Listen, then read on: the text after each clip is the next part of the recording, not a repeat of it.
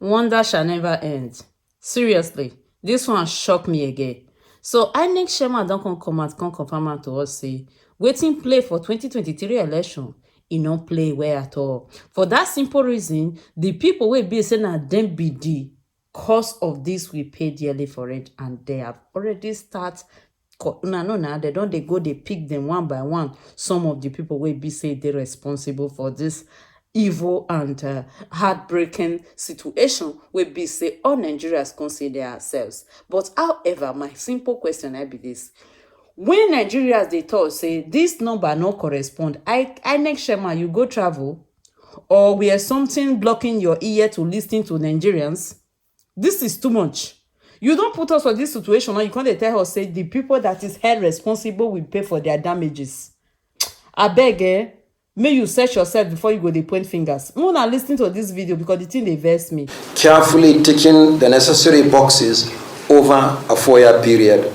Among the positive stories is that the security challenge which threatened to derail the elections did not materialize.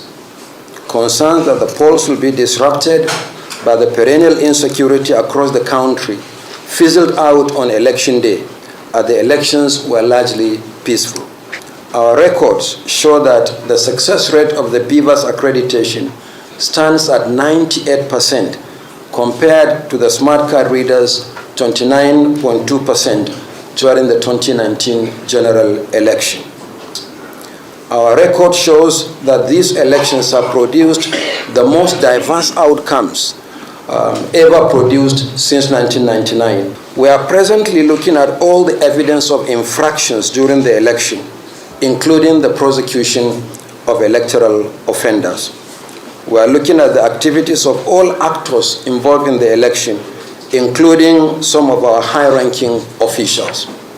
I can also confirm that we have received 215 case files from the Nigeria Police following their arrest and the conclusion of investigation into electoral offenses arising from the 2023 general election. We are working with the Nigerian Bar Association, the NBA, to prosecute the alleged offenders.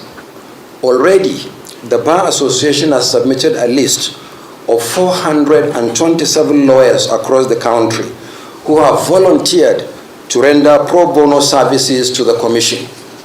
They are not charging legal fees, but by mutual agreement, the Commission will provide a token amount to cover for filing fees and other expenses. We are grateful to the Nigerian Bar Association.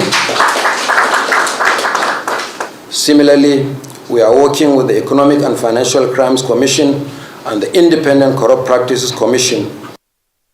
Well, I guess I'll join those electoral commissioners to applaud the lawyers who have offered to, render their services pro bono. I mean, it shows the intent. It shows that, the Nigerian people are involved in this whole electoral process and they want justice. But also, the EU Observer Mission report has been, making a lot of headways across, a lot of sectors. Social media, a lot of analysts have talked about the fact that the report is so accurate. As you know, they mentioned the fact that, trust in INEC has been severely damaged due to the, failure in uploading, especially the presidential result. The one thing I did not hear from Professor Mahmood Yakubu was what they were going to do about those technical glitches. He didn't mention the fact that, what it is, what they found. I hope that these 215 offenders, maybe they are part of those offenders who caused those technical glitches. We'll hope to find that. But let me take some, right?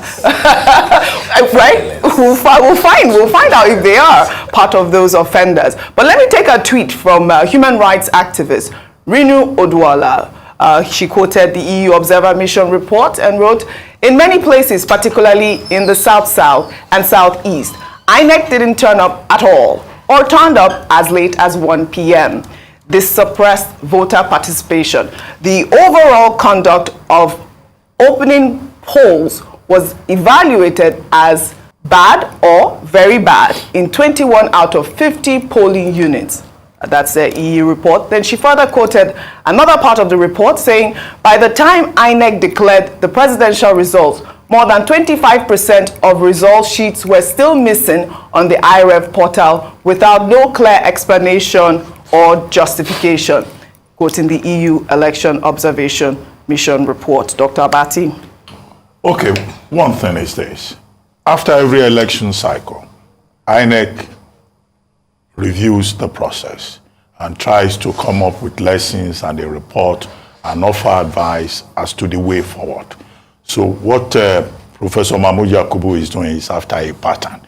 He did the same thing after the 2019 elections. At this particular meeting in Abuja yesterday, he was addressing resident electoral commissioners, as a prelude to that general review meeting. Now, you mentioned this European Union Observers Mission report. I think one of the things he said is that INEC, under his watch, has refused to respond to any election observers report because, one, it is better to listen, and that INEC would prefer to just listen to reactions. That, two, INEC is going to do a general review. Three, INEC cannot be responding because many of the issues involved are prejudicial. After all, those matters are already before the presidential election petition tribunal. So I think he's right in that regard. After establishing that, he then went on to talk about positives. What are these positives he talked about?